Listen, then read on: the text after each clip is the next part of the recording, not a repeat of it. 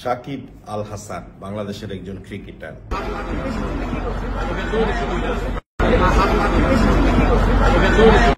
তাকে একজন প্রবাসী কোটা আন্দোলন নিয়ে প্রশ্ন করাতে তিনি সেই প্রবাসীরে উল্টা প্রশ্ন করছেন যে আপনি দেশের জন্য কি করছেন।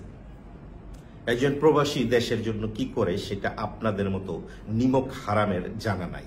একজন প্রবাসী দেশের জন্য কি করছে সেটা পলকের দিকে তাকাইলে বুঝতে পারবেন। প্রবাসী ভাই বোনদের কাছে বিনয়ের সাথে আবারও করজোড়ে অনুরোধ করতে চাই, এই মিথ্যা গুজবে আপনারা কান দিবেন না। আমাদের দেশের সম্পদ, আমাদের সরকারের যত অবকাঠামো, এগুলো কিন্তু আপনাদের রেমিটেন্সের পয়সা, দেশের কৃষক, শ্রমিক, ব্যবসায়ী সকলের ট্যাক্সের পয়সা দিয়ে তৈরি।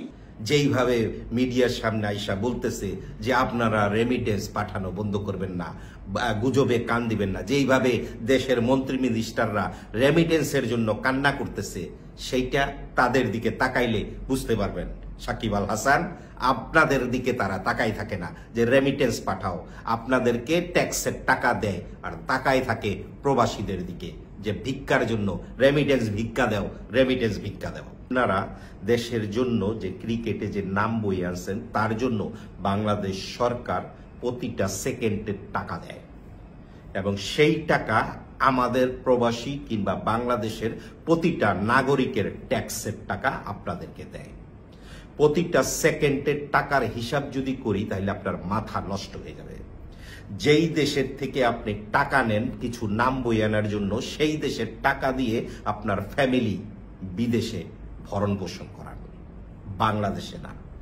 সো একজন প্রবাসী হিসাবে আমার আপনার কথার উত্তর দেওয়ার দরকার ছিল যে আপনি কি করছেন দেশের জন্য।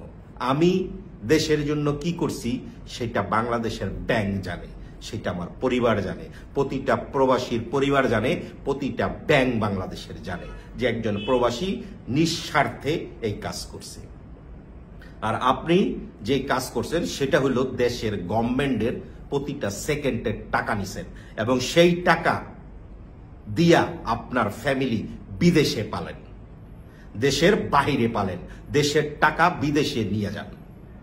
বাংলাদেশের ট্যাক্সের টাকা আপনাদের মতো মানুষরা বিদেশে নিয়ে যায়, আবার প্রশ্ন করেন যে আপনি দেশের জন্য কি করছেন।